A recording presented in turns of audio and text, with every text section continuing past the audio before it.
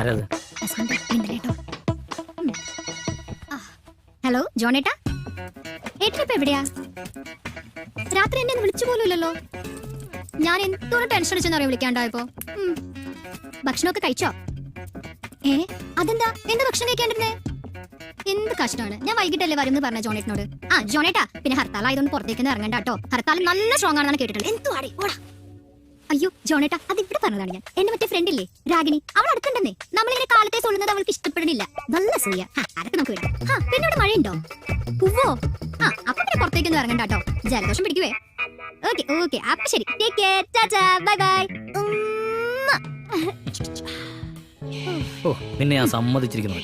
കാമുകന്റെ അടുത്തിരുന്നുകൊണ്ട് ഭർത്താവിനെ ഇങ്ങനെ സൂചിപ്പിക്കാനുള്ള കഴിവുണ്ടല്ലോ, അപാരം തന്നെ.